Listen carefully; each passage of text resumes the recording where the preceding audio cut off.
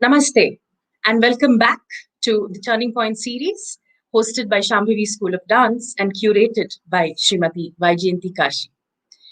Today, we are thrilled and honored to have with us R FEROSE, Senior Vice President, Head of SAP Academy for Engineering, Palo Alto. FEROSE heads the SAP Academy for Engineering, and with the mission of the organization is to create the next generation of engineers who are involved in solving some of the most complex problems in the world. He formerly headed the Globalization Services unit and was responsible for enabling the global adoption of SAP products worldwide. FEROSE was also the managing director of SAP Labs India, and starting at the young age of 33, he held this post for over 5 years, during which he transformed SAP Labs India into an innovation hub. In 2012, the company got the Great Place to Work certification in India for its very first time. And I should vouch for this fact because I'm very proud to be an ex-employee of SAP Labs. FEROSE is the chairperson on the Board of Specialisterne USA, a non-for-profit foundation with a goal to create 1 million jobs for people with autism and similar challenges. He is the founder of the Indian Inclusion Foundation, again, a non-profit that aims to bring the topic of inclusion to the forefront in India. The India Inclusion Summit, the Inclusion Fellowship, Art for Inclusion, and the Inclusion Walkathon. Everyone is good at something are some of the initiatives under this non-profit organization. FEROSE has also co-authored a best-selling book on people with disabilities called Gifted. The book has been translated into 6 Indian regional languages. The Kannada translation won the prestigious Karnataka Sahitya Academy Award too. He also co-authored Innovating the World, The Globalization Advantage, and Grit, The Major Story. FEROSE teaches personal leadership at Columbia University, New York, and is a columnist for Forbes, New Indian Express, and Mint. To mention just some of his honors and achievements, he's received the Young Global Leader 2012 by the World Economic Forum, India's Top 40 Under 40 in 2014 by Economic Times and Spencer Stuart, Rising Star at SAP by Business Insider in 2016, Happiness Hall of Fame inductee at Stanford in 2016, Eagle Award by Disability Rights Advocates 2016 for advancing equal rights for people with disabilities, AUCD Award by Senator Tom Harkin in March 2017 for his groundbreaking initiative at SAP called Autism at Work, Leadership Energy Award Kuala Lumpur in November 2017 for showing that diversity and inclusion makes business sense. Gifted wins the Karnataka Sahitya Academy Award in 2017. He has also received the Lifetime Achievement Award for Global Philanthropy in 2018 by TransPerfect, India Living Awards for Thought Leadership in 2018 by Global Adjustments. Grit, The Major Story, was nominated for the Neve Literary Award in 2020. I can go on, but I think it'll be best to hear him speak. So I would like to welcome FEROSE VR and the curator of the series, Vyjayanthi Kashi. Thank you. Thank you. Welcome, FEROSE. Thank you, ma'am. What a record of achievements at such a young age. The series was started with the intention that let noble thoughts come to us from all sides. And I'm sure listening to stories and achievements and the journey of people like you, our viewers will definitely have a great impact.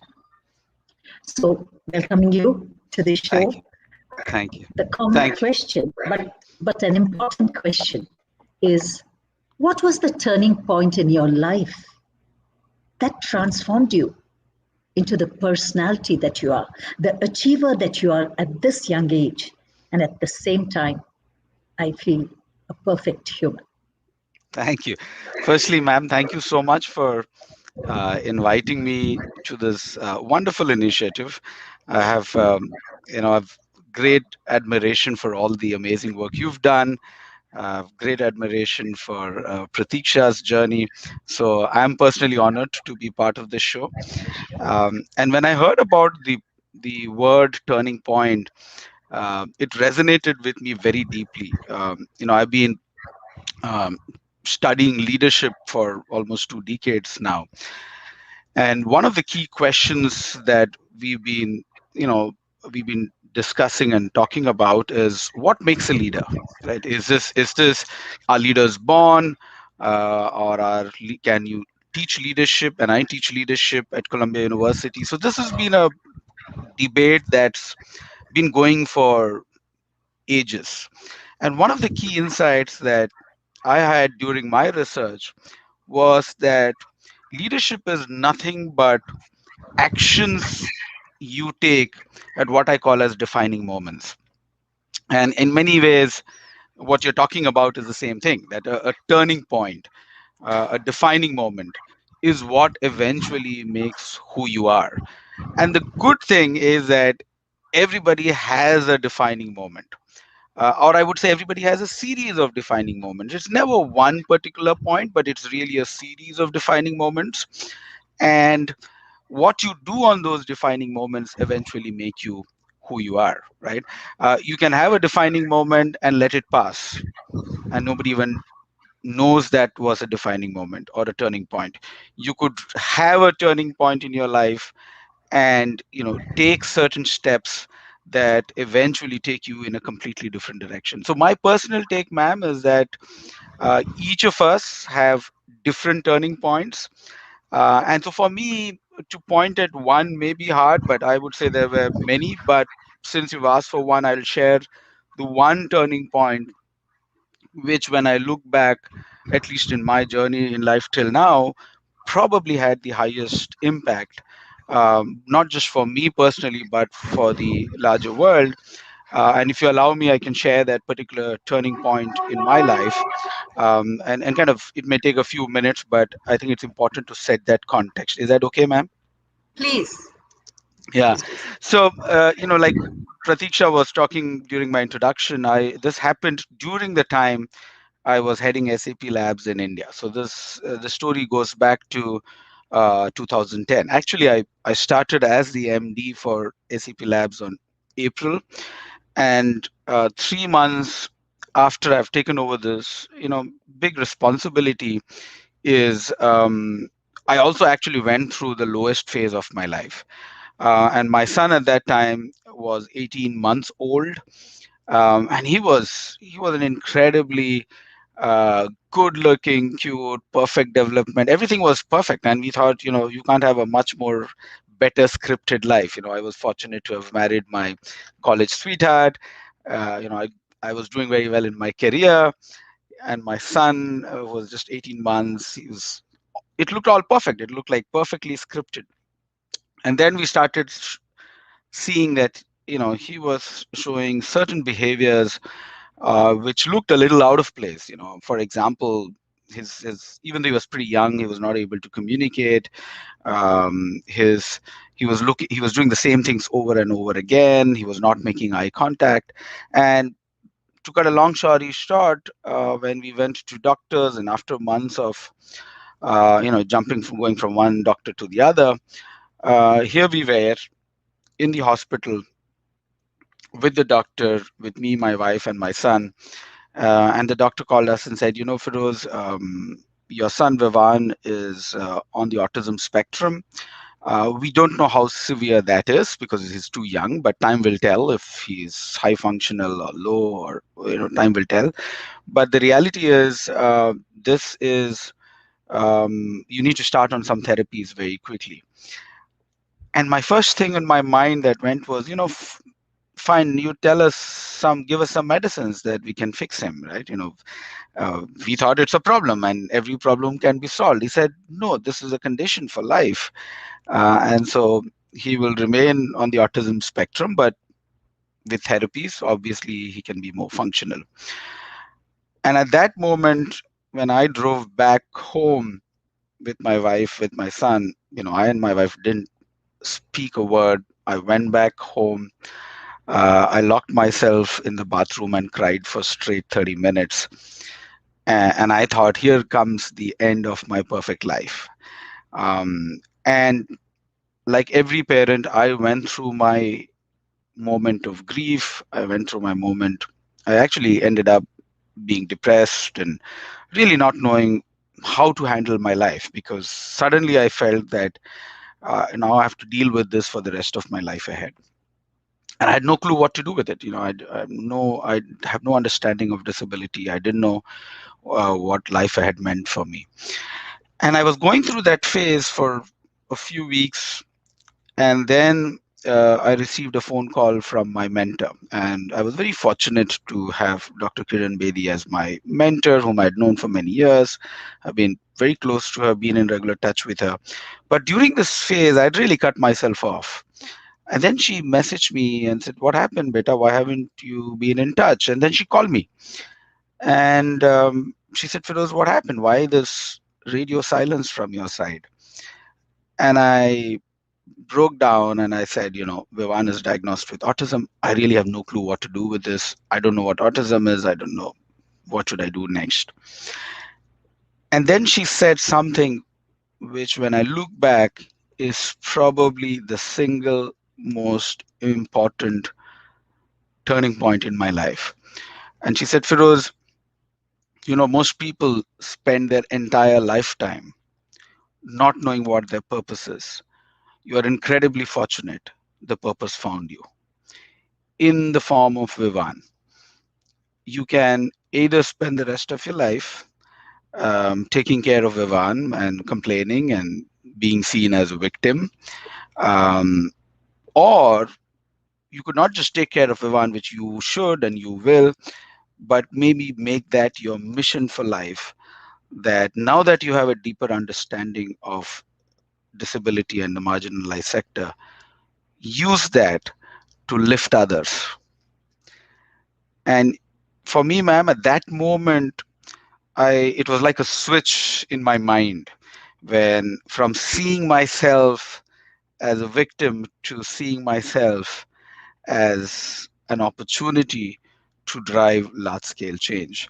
And at that moment, I found my purpose. And since then, it's been more than 10 years. I think it's been the most fulfilling part of my life. It's been hard. Let's not underestimate the fact, he's now 12 years old. He's nonverbal. He has multiple health issues.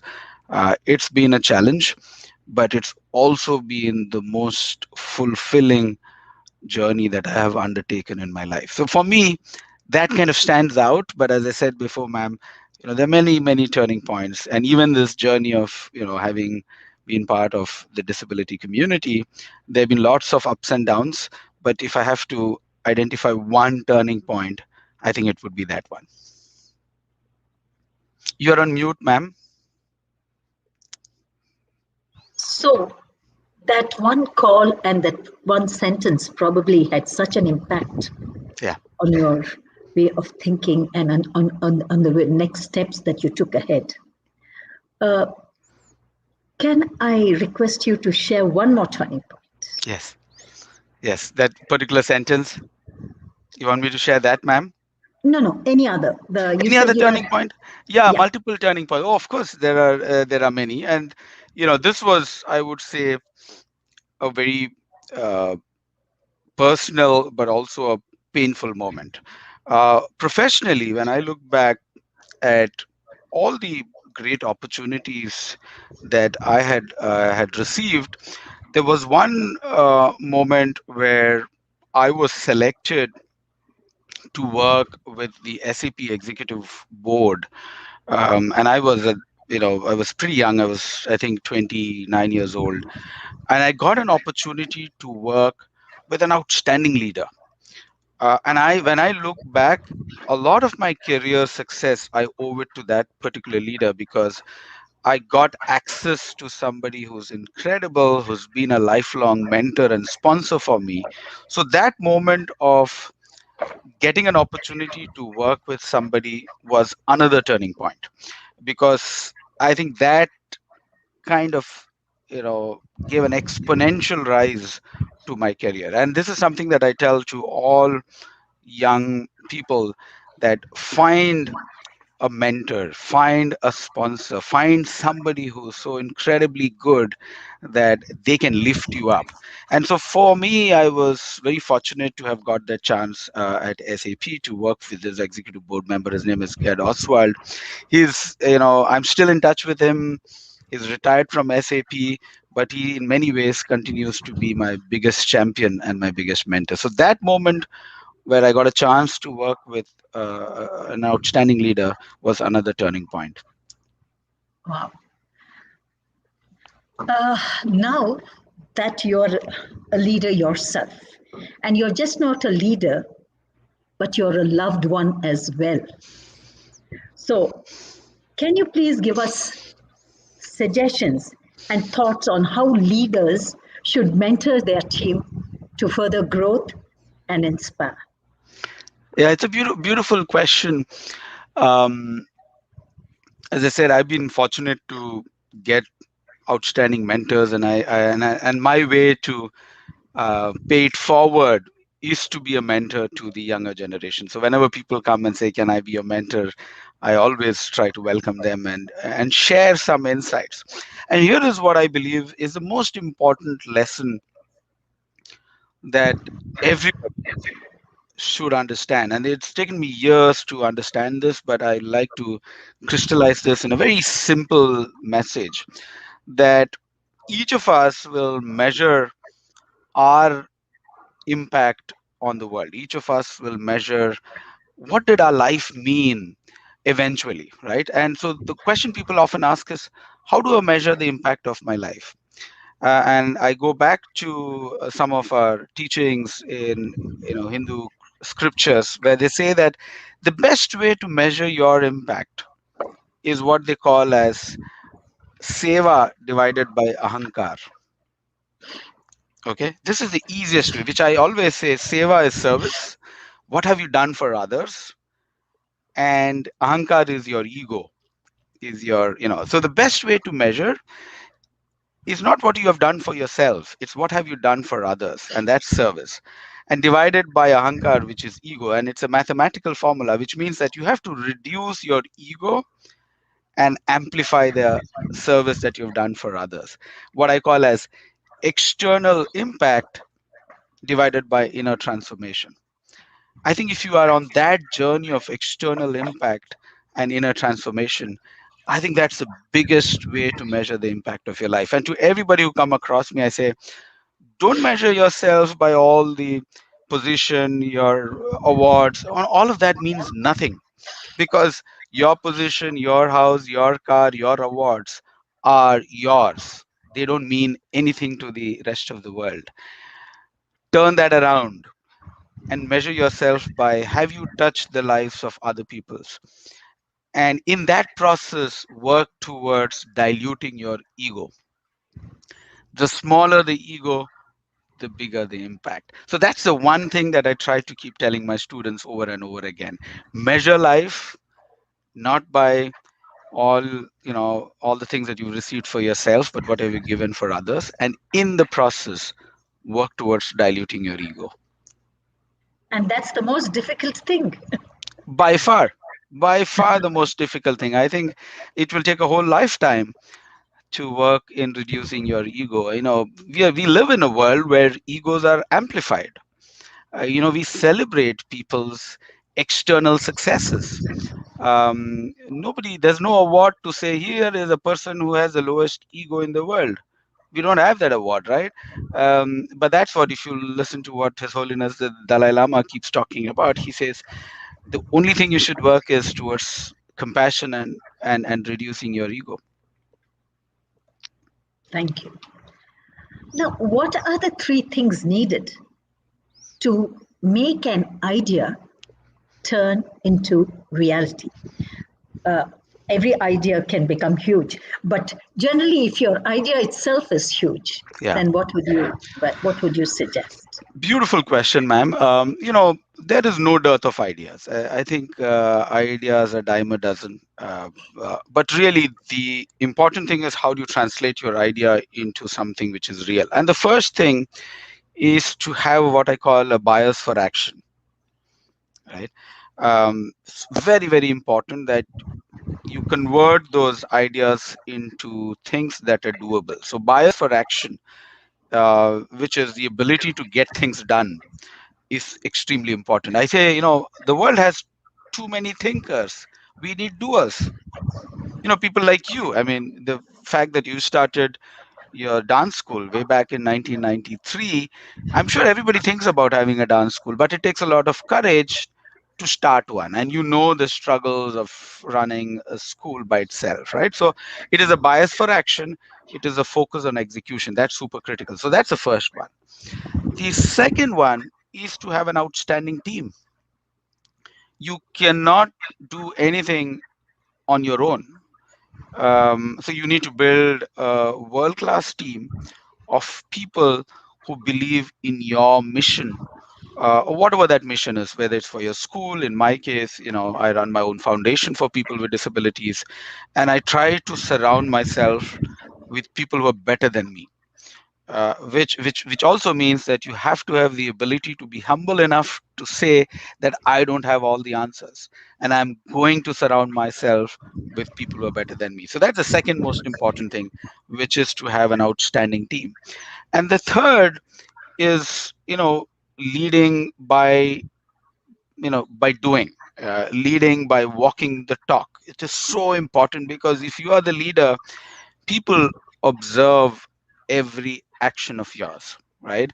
And everybody has these beautiful value statements that they talk about, and they, if you go to a corporate, they'll first say these are the 5 values, but honestly those mean nothing unless you walk the talk.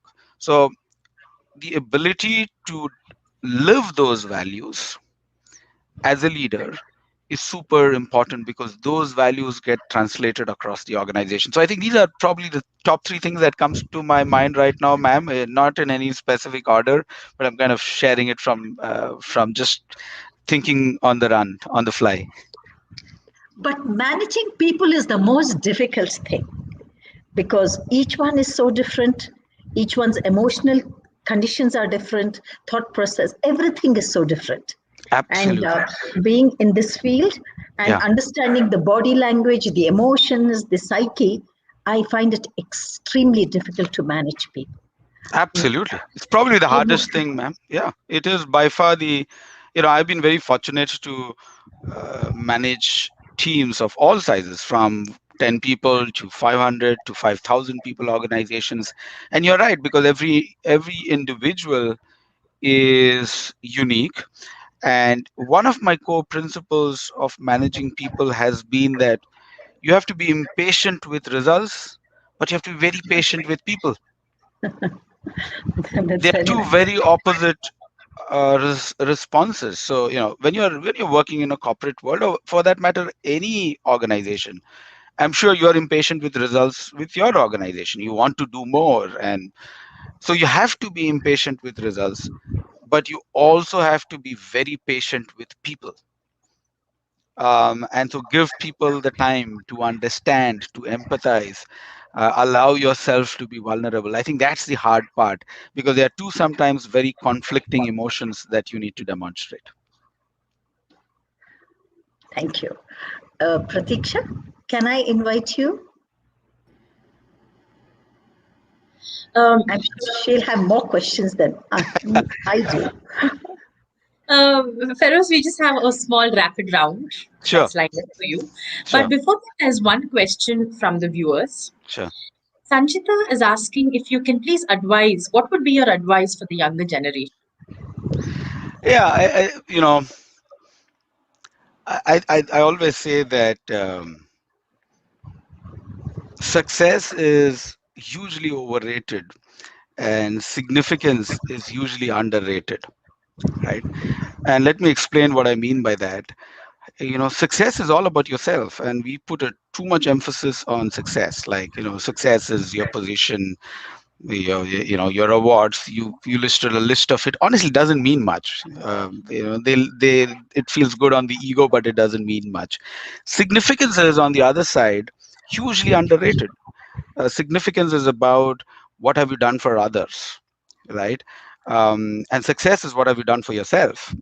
And I think we have to make significance a lot more, desirable, a lot more sexy, right? We need to celebrate the people who contributing for the larger community. And we live in COVID times today. You look at, I'm sometimes amazed to see so much of negativity around us. All the television channels are amplifying the negative stories. But I can tell you for a fact, on the ground, there are 5 to 10 times more positive stories of everyday heroes, doing things to support people in need. We don't give airtime to that. We give airtime to all the negative stories, right? And so I think we have to go back to a world where we amplify the goodness in people. There's enough research to show that human beings are wired to be good. Human beings are wired to be empathetic. But all the narrative around us shows that human beings are actually evil. That's the entire narratives for years, that we live in an evil world and then the strongest and the meanest person will survive. Actually, there's research to show the exact opposite, that the reason human beings have survived is because we are able to collaborate, we are able to support each other. So if there's one message that I want to give is, make service desirable and sexy. So let's celebrate the people who are serving others. So that's my only message, Pratiksha. Beautifully said. Our next question is by Swati, who's asking how to convert a weakness into strength in general. So, and this is a complex question, because it's highly debatable as well. So my personal take has been that large scale changes, whether it's personal or to the external world, have always come from moments of pain, not from moments of joy. Okay, and you look at history. Uh, Gandhi became Gandhi when he was thrown out of the train, not when he got an award. You know, it's, that moment, what I call as Gandhi moment, or what Ma'am calls turning point. It's a moment of pain. My defining moment, my turning point, was a moment of pain, and that's why I'm so, while COVID is so bad and so hard on so many people, I also am pretty confident that post this, human beings will come out of it in a much more positive manner. So you can see that COVID is, while it's negative, I'm very hopeful that after this phase you will see a raise in human consciousness. I'm pretty confident about that, because that's happened over and over again. So I always say one simple message is that pain is related to purpose, and purpose is related to progress. The three P's. First is pain. Every time you go through a difficult and painful moment is probably the highest chance that you will find your deep purpose. And when you find your purpose and you act on it, is the only way that progress will happen. I'm glad you shared this thought, because I'm always telling Pratiksha about it, and she says, I don't think it's necessary always. I'm happy when it comes from you. She'll And, give us. I get a lot of pushback on this as well, ma'am, because every time I teach my students at Columbia, they say, Feroze, so does that mean that we all have to go through pain to find our purpose? My answer is, you can also find your purpose through other people's pain. You don't have to go through it yourselves, but you can also find purpose in the pain of other people. But give me an example in the history of mankind when somebody found a purpose, and through a moment of great joy.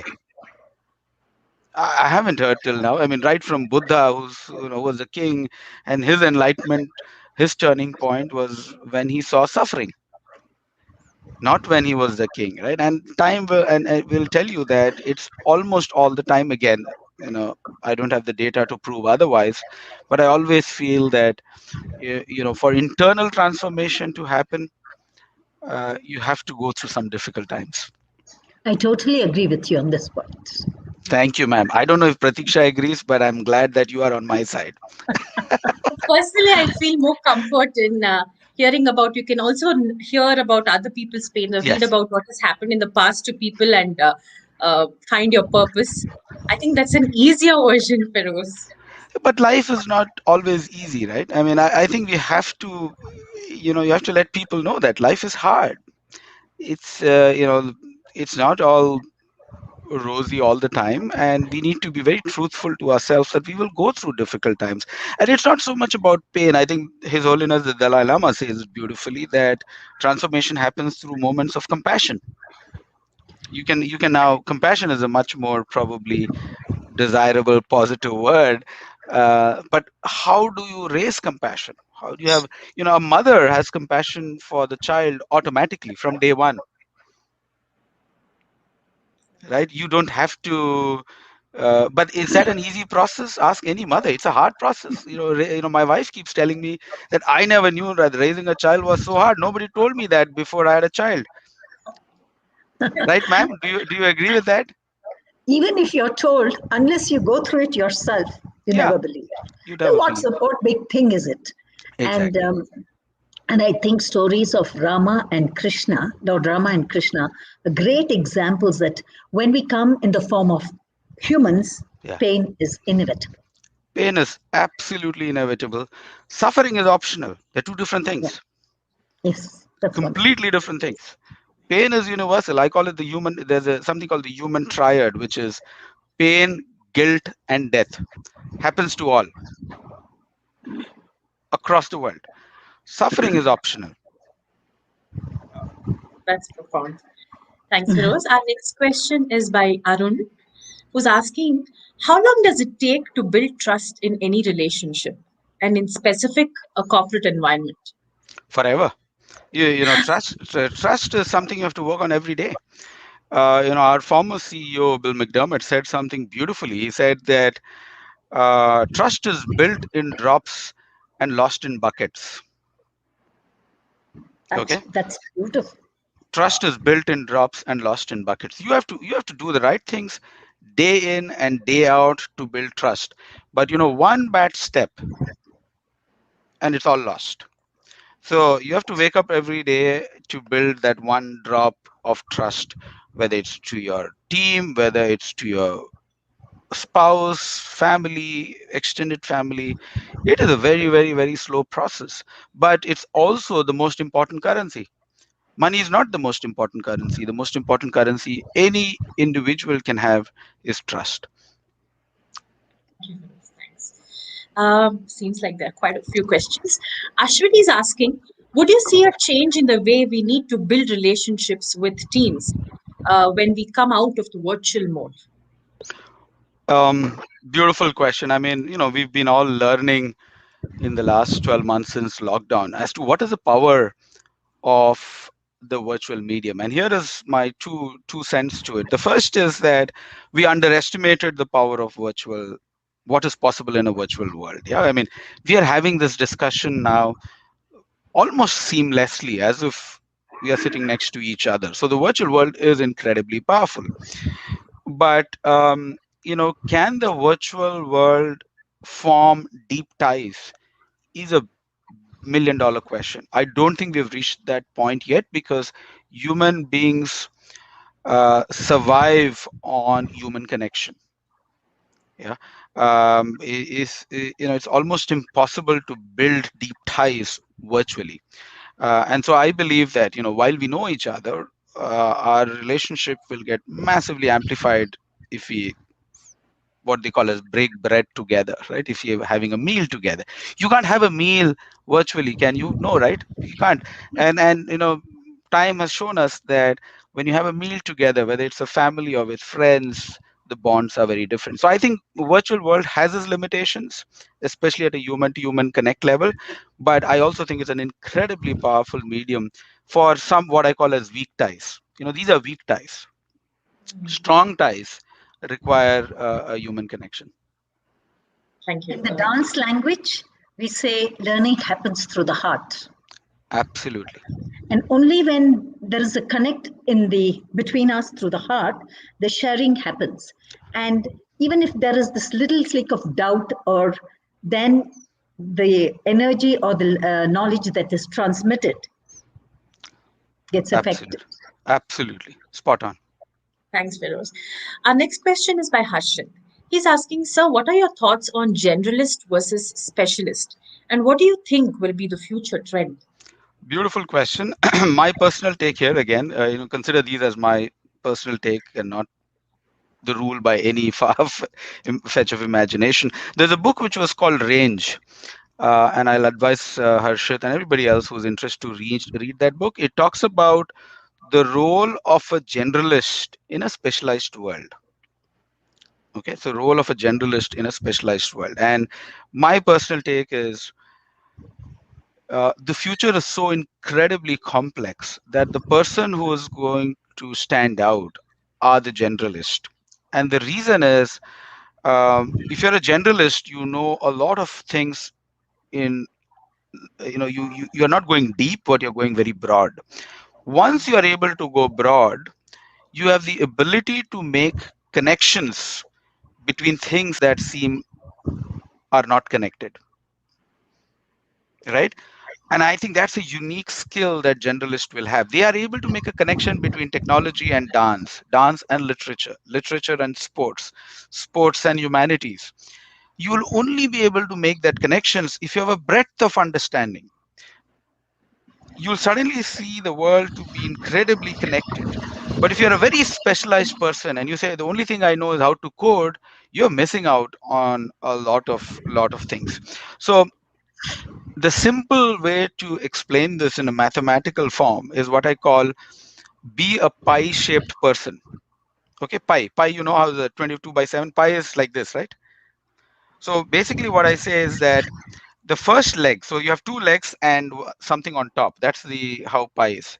The first is to have deep domain knowledge. Okay, the other leg is to have deep technical knowledge, and I'll explain this in the form of dance. And the third, which is on top, is the aesthetic lens, right? So for example, so if you're a dancer, your domain knowledge is dance, so your focus is dance, but you also have deep understanding of kuchipudi, which is a form of dance. So one is a generic dance and the other is a form of dance. And you see the world, how you see the world is so important. That's the aesthetic lens. That's where you need to have a breadth of understanding. And I say a pie-shaped person is probably has the highest chance of success in today's world. Thank you. So beautifully. So Suvarna has a question for you. What are your top 3 reads? Top 3 reads. First one is called Humankind. Is a beautiful book released last year, which again I talked about it. It really says that human beings are fundamentally wired to be good, and being good is a good strategy.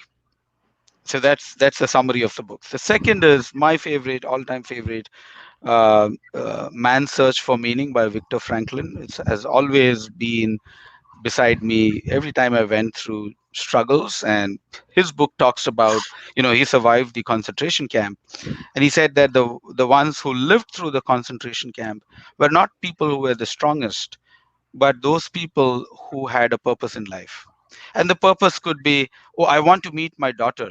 And so that particular purpose of just wanting to meet my daughter allowed the person to get through the worst times in their life. But he said, he used to write that I found strong people whom you thought was well built and could survive the torture just drop dead. because they didn't have any purpose in life. So Viktor Franklin's and Man's Search for Meaning is an absolute must read for every human being. And the last is a book called Give and Take by Adam Grant. And he's a very dear friend of mine, and he spent 10 years researching the fundamental idea that who's the most successful? Is this the person who's a giver, a taker, or a matcher? So he basically says the world can be divided into three categories. People who give more than they take, he's a giver. People who are takers, who basically take more than they give. And the matcher is a person who kind of, trades equally. So if you give me this, I'll give you that. That's a matcher.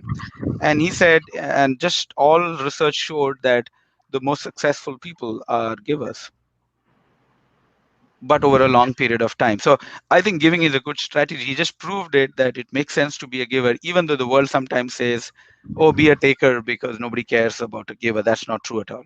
So Give and Take will be my third book. And she also has an extended question as to how do you communicate your good reads to your team, especially during this virtual time. So I don't know if you can see, this is my room here. This is only books. So I read, and I find every possible way to share. So I write a bi-weekly column for Indian Express, which is entirely focused on books. So every 2 weeks, I share with all my readers the books that I've read and that has inspired me, because I feel that's the best way to share, because there's so many books, the millions of books, you can't read all of them. Even the fastest reader, Pratiksha, can read only 52 books in a year. 1 week, one book a day. That's the fastest reader, right? I mean, some people like Bill Gates is considered a very, very fast reader. He can really read very quickly. Obama, for example, and many others who are voracious, prolific readers, they can read probably one or two books. So you can't read more than 50 books a year if you are the fastest reader. So it's important to choose the right books. The next question is by Vishwas, my husband. He's asking if you can, under your leadership, if SAP, especially the SAP India, can take a lead to vaccinate their employees and their families, which can in turn inspire other industry stalwarts to follow this path. And this itself can be probably one of the most positive things to do during the time of pandemic. Absolutely. And so SAP is doing it, by the way, already. So we are not just vaccinating our employees, but also vaccinating the family members. So we've started on that vaccination drive. In fact, what I think was incredible was during the first lockdown, we kept our SAP kitchen open to feed all the migrant workers for months. So this was a huge initiative, and kudos to the leadership team in Labs India, that they said, we have a kitchen anyway, which feeds 10,000 employees. So why should we shut it down because there's no employees? We will continue to cook and feed the migrant workers. So we continue to do that for months until and feed the migrant workers. So SAP has been you know it, Pratik, it's a very compassionate company. Really keeps people first, even though you have to keep an eye on the profits, but we also keep our people at the center of everything. So yes, to answer your question, we've started on the vaccination drive, but I think the problem now is that there is a dearth of vaccines in the first place. So unless you get the supply, you can't vaccinate. But we are ensuring that all employees and their family members are vaccinated by providing it at the SAP campus in Whitefield. Our next question is by Vaibhavi, who's asking how to ensure a healthy work-life balance, maybe with some examples from your experience. So it's a, balance is probably the wrong term, because then what happens is you start seeing work and life as two separate things. Okay. And I don't believe that work and life are two separate things at all. They especially in today's time when you're working from home, it's one and the same thing. So here is what I always say. If you're working from home in today's times, you have to be incredibly grateful, because you have two things. You have work and you have a home. Okay. So start by being grateful all of us, we are probably the most fortunate top 0.01%, because we can do this sitting at home. And so let's start with being incredibly grateful that we all have a work and we all have a home. Once you keep that, rest of it is easy, because you've woken up being grateful that I have the things that most of the world doesn't have in today's times, right? And hence I would say, don't try to separate them out. It was never separate in the first place, and COVID has just shown us that they are super integrated. After I do this call, I have to make breakfast for my son and feed him, and I don't see that as a separate activity. That is one and the same. And the rules of success or failure in your professional life applies to your personal life. They're not separate. You cannot be successful in your professional life and be incredibly lousy at your personal life. It's just not possible, because we are one and the same. You can't split the heart into two parts, right? So first thing is, don't separate work and life as two completely separate things, and then you try to do a delicate dance between how do I balance this. I think they are one and the same. And once you think that they're the same things, you'll probably be able to manage it much better.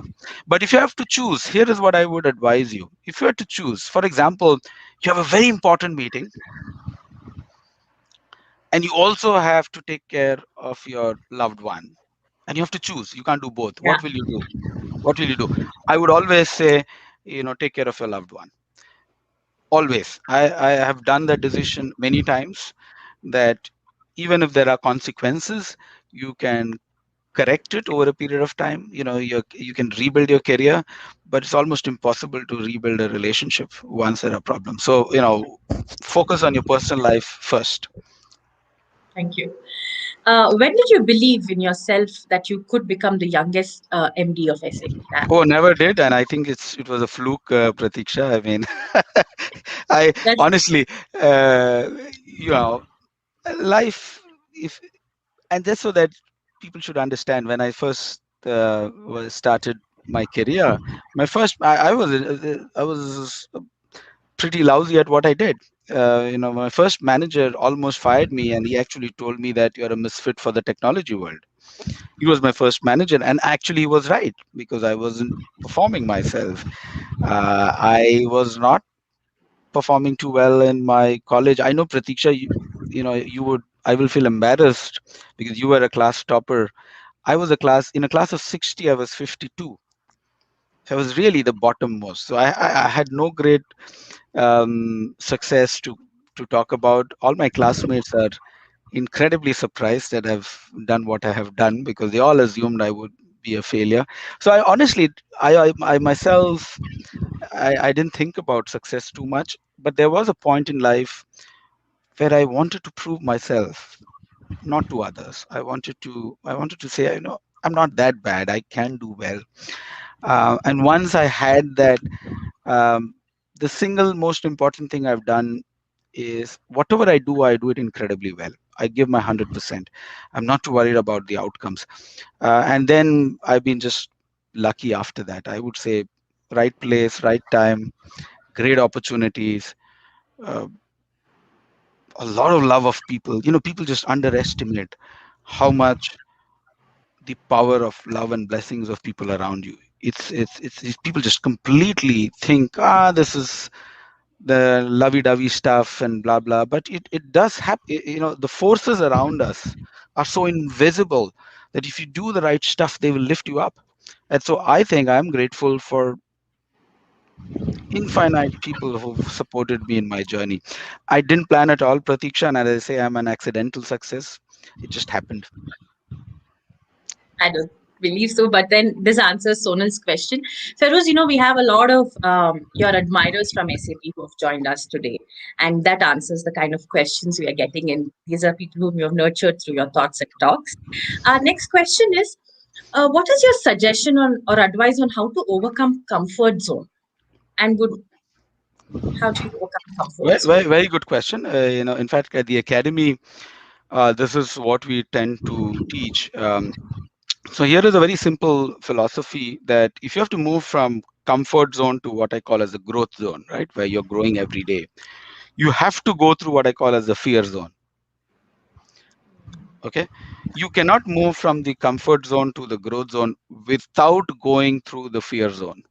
It's like, for example, I'm sure, Pratiksha, when you were working in the corporate world and when you took a decision to quit the corporate world and, join your mom and get into dance, I'm sure it was a fearful experience, right? You went through your moments of deep fear, but only because you went through that phase is where you are today, the kind of success you are, right? So no growth is possible without going through that fear zone. But what is important is to have what I call as a psychological safety, is to have a safety net. In your case, it was your mom.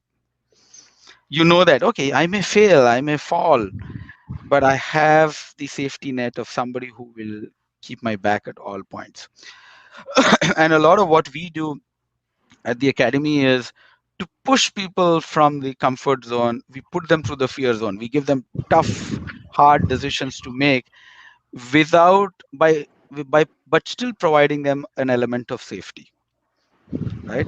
And once you go through the fear zone is when you reach the growth zone, when you start growing on a day-to-day basis. But there is no growth without going through the fear zone. That's an illusion.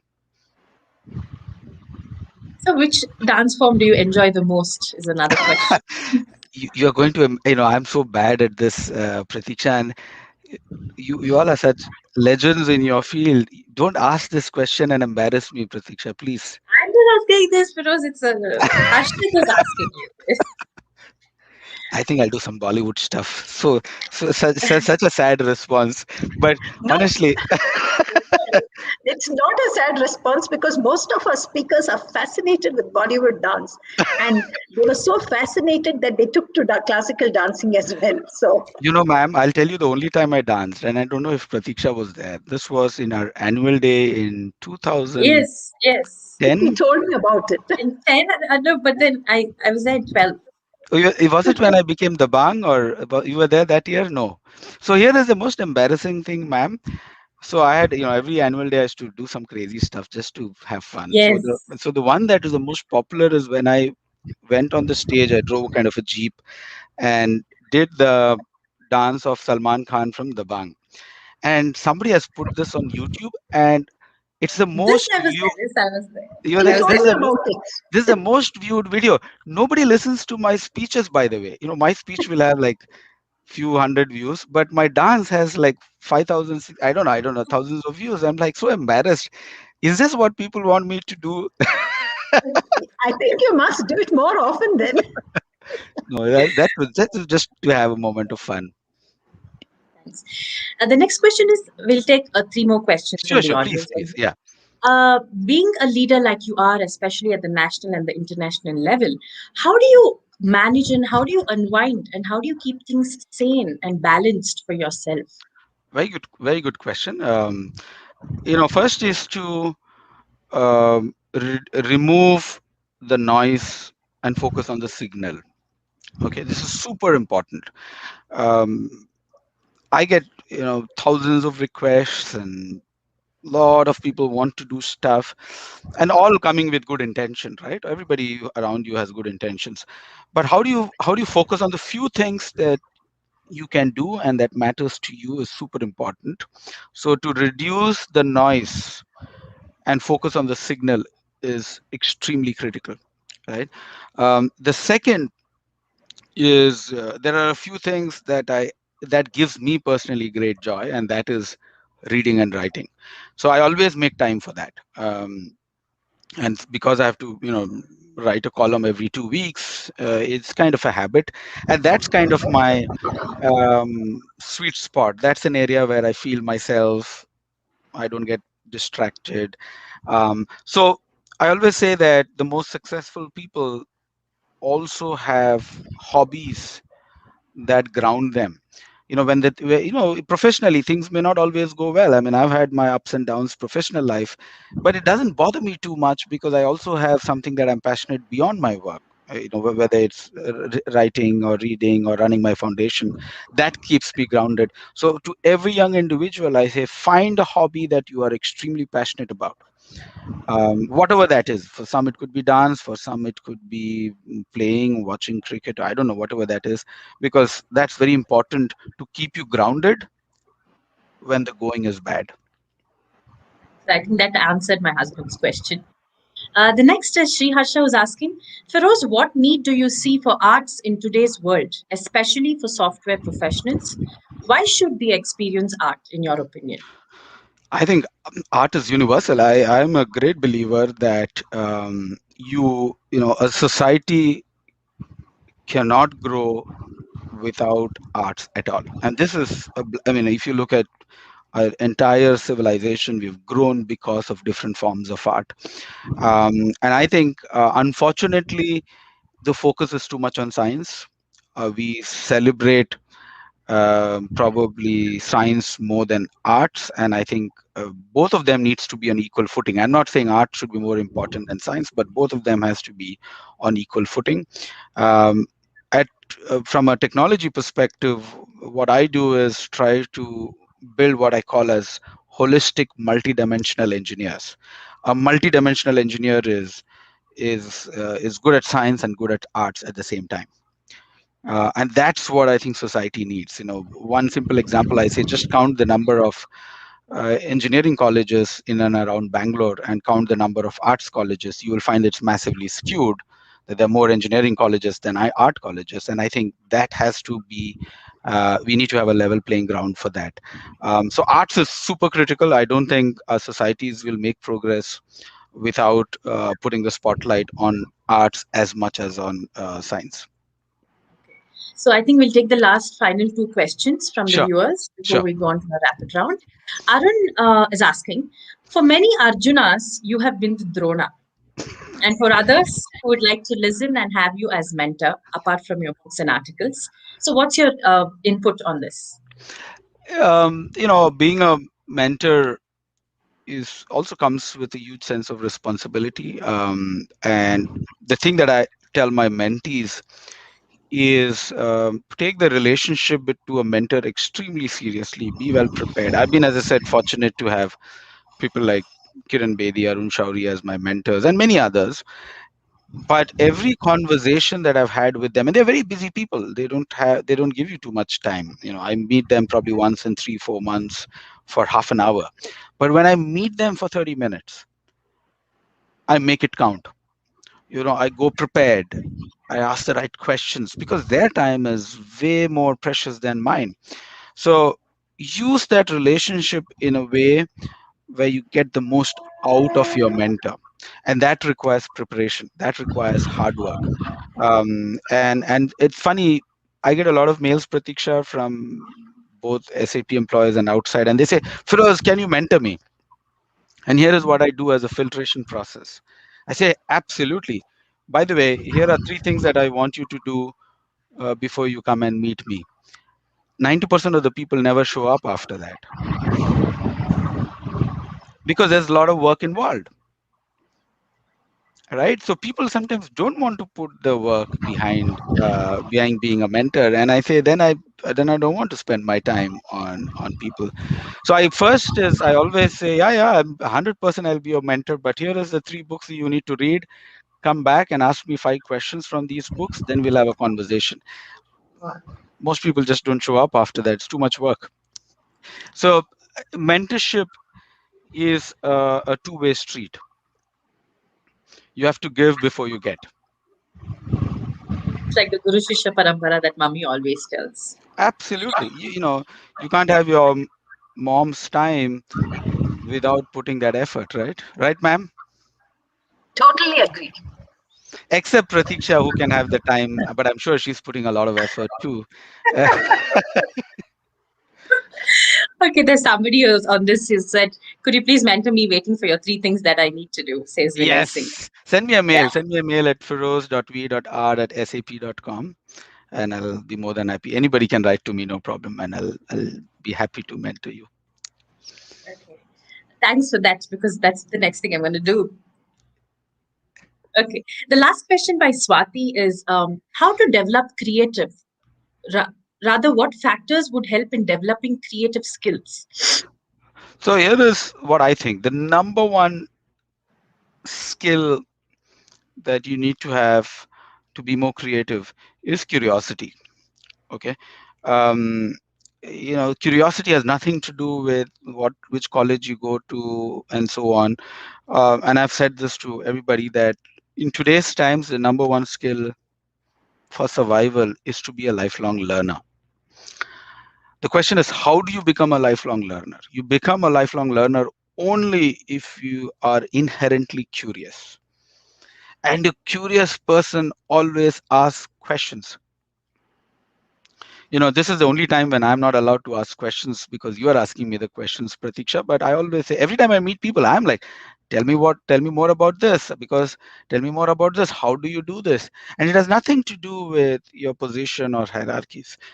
You have to be incredibly humble to be curious, because you have to first show that you don't know. If you start with a point that you don't know, then you are able to ask all those hard questions. And once you're curious, you would learn. You are then on a journey of lifelong learning. And once you're learning, you're always relevant. So curiosity is the key to becoming a lifelong learner. Thank you. Thank you so much. So now we switch to our rapid round. And our audience have already put in their 2 questions. There it. Okay, the first question in the rapid round for you is, what is your simple mantra on time management? Always be on time 100% of the time. In fact, be 5 minutes before time in every meeting. So you would have noticed Pratiksha was there like 5 minutes before. So No, I think Feroze is diluting this because he was there 30 minutes before, and I was very embarrassed to see Feroze log in before me. Okay, so that yeah, was you walked it off. so always be before time. Better to be before time than to be late. Thanks. What are the 3 top attributes you look out for in your team? Humility, hard work, and a sense of giving. One quality you learned from your favorite professor, R Govindarajulu from NIT Warangal, and what have you adapted? Have adapted the same to your lifestyle? He was the most charming professor. I don't know if you can learn charm, but he had a great combination of being tough yet being loved. Which I've seen professors, especially if you're a teacher and a mentor or a manager, you can be tough, but very hard to be tough and be loved at the same time. Like, people loved him. And I wish if you, you know, if you, I wish that's a quality I could have, where people know that when you do something, you mean business, and you're not settling for mediocrity. You're settling for nothing less than excellence, but also in the process be incredibly loved by people. I think that's a rare combination. As Mummy said, you're both well known as well as loved. So I think your teacher is very proud to have you as Thank you. his student. The next question: the first incident that comes to your mind when you hear the name S.K. Banerjee, your math tuition teacher at high school. He was he's just a legend, in the sense, again, when it comes to mathematics, he could teach. He never had a book in his hand. I've never seen a book in his hand. He would do everything out of memory. And often I used to wonder, how does he do that? And that's because he's practiced a lot, which people don't see. Right. And that's something that I've tried to do. I say, if I'm doing a keynote, I have a presentation, but I normally don't use it. I'm like, can I do it out of memory? Can I do it out of coming from a place of telling a story? And that's what I learned from him, that if you want to be incredibly good, almost everything has to be a muscle memory. Muscle memory comes with practice. You don't think when you're doing it. It's like playing tennis, right? You are not thinking about how your backhand or a forehand should be, because you've practiced it so many times that it just happens. Your muscle responds to it. And I believe, great professionals and great artists, I'm sure your mom and you've practiced so much that it becomes a muscle memory. It happens, it flows on its own. Beautiful. On a lighter side, what's your best way of relaxation? Sleeping. Ah. in, In one of your articles, you mentioned that Lokmanya Tilak's magnum opus was on your to read list. Have you been Yes. able to read it as yet? I Oh, have the book, but I haven't read it. I haven't, okay. I in that article I've written that Gita is probably the greatest leadership book ever written, and I've read different translations, but not Tilak's yet, which I hope I will eventually. So would be Gita be one of the books that you would urge everybody to read? All the time. In fact, I've been telling all the business schools where I get invited to speak. I say, why don't you just teach the Gita? That's it. You don't have to do anything else, because it's complex, yet it's real life. It's not based on some theory. It's what you and me face every day of our life. So I think Gita should be a must read in every MBA school. It should be part of the curriculum. You have traveled far and wide, a place that never fails to inspire you. Maybe more than inspire. Let me think. My favorite place is Bangalore, and I'm not sounding to make it cliched, because I spend a lot of time in Bangalore, but Bangalore has the culture of reading for me came from Bangalore, because it has so many beautiful bookstores, and it's very real to me. So now that I don't travel back to India that often, I always look forward to visiting Bangalore and doing a few things. Number one is to go to coffee house. The best dosas are in Indian coffee house. Then I go and visit Kesi Das, where I get my luchi and puri. That's my favorite. And then I visit all the bookstores, from Bookworm to Blossoms to all of them. So that's, if I had like one full day to myself, I'll just do this. I'll just hang out and do these things. So Bangalore and Bangaloreans await your return. So Yes. something that sets boredom in you very soon. That's a Boredom. wish. Boredom. Yeah. Yeah. Something you Boredom. get. I get. Even though I read a lot, Pratiksha, I don't finish books because I get bored very quickly. So unless the book is incredibly good, I don't finish them. So all my 80% of the books that I have in my house, I've not read it, or I would have read one chapter and then I get bored and I'm like, okay, this is trash, not worth it. So it takes the book has to really touch a chord for me to finish it. Oh, many people have asked, what's your favorite place in Bangalore? Oh, favorite place. So I lived in Whitefield.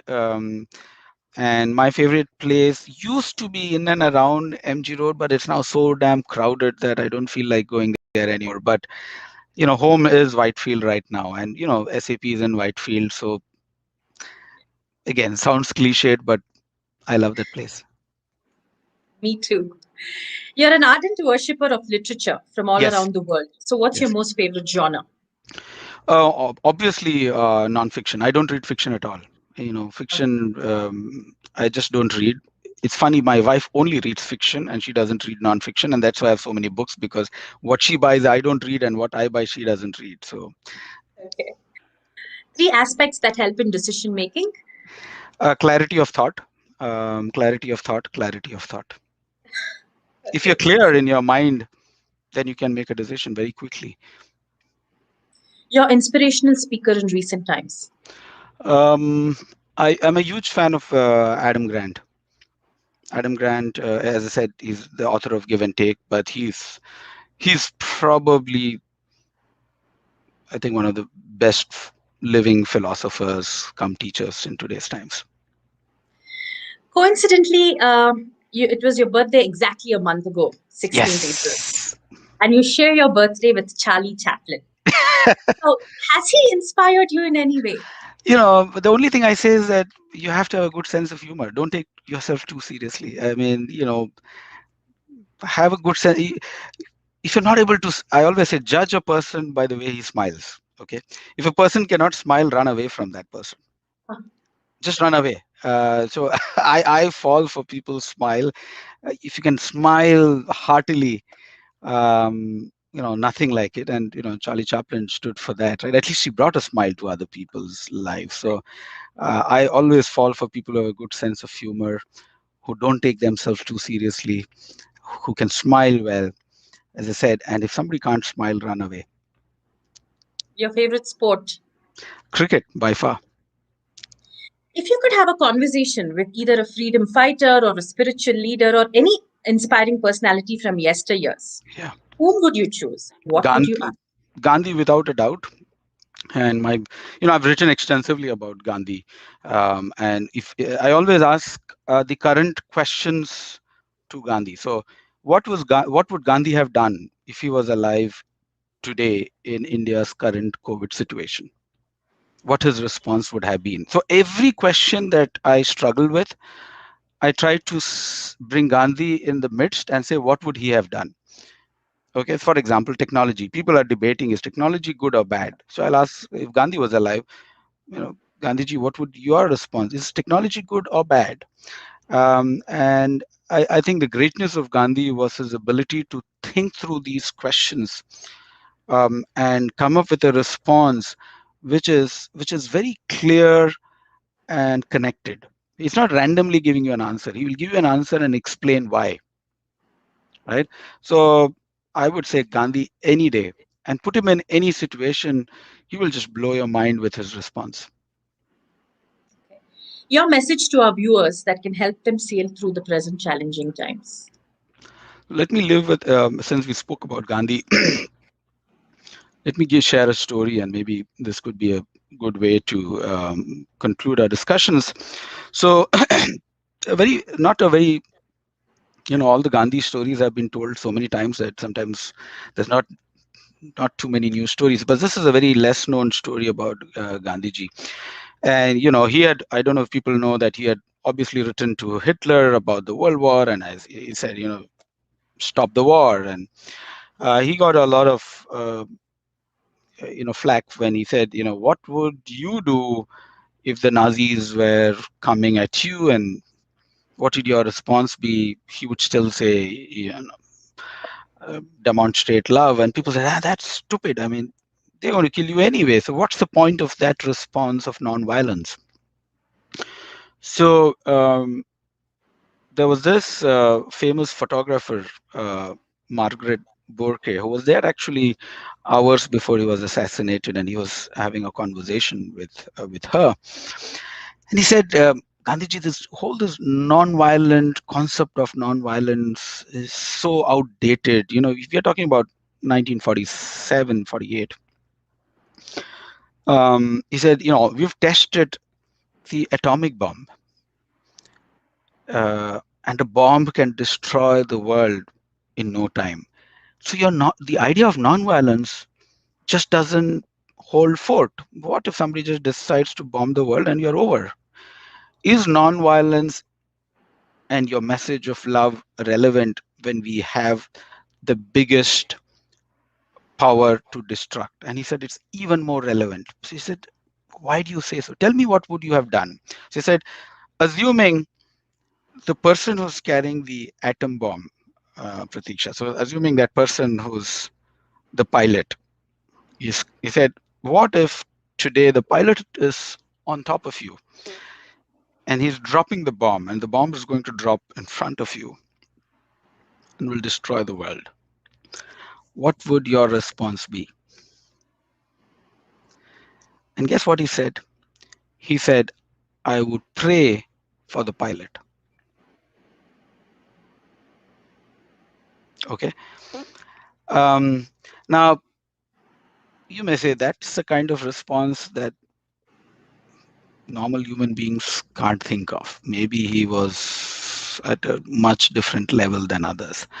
But I am as much convinced, like what he said, that an eye for an eye makes the world blind, right? So the response of power is not more power, it is more love. And even in these difficult times of COVID, the response, while there's a pent-up anger and frustration, I think the response has to be more love, more compassion. Thank you. Thank you. Thank you so much for being being with us for so long, in spite of your busy schedule. That means a lot. Thanks. Ma'am, you're on mute. Mute.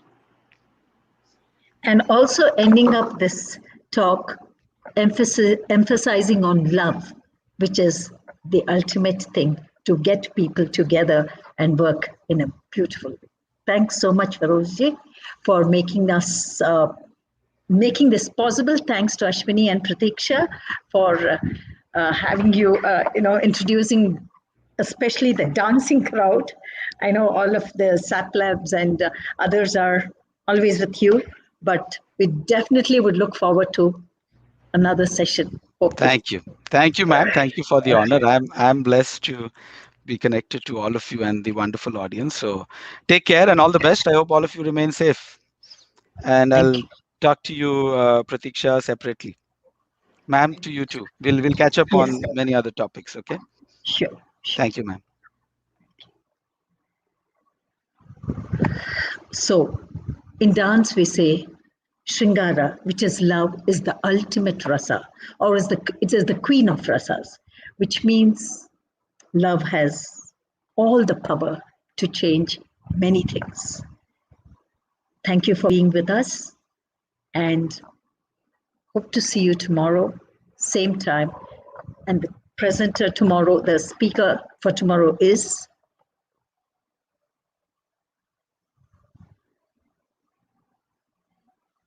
Surya Krishnamurthy.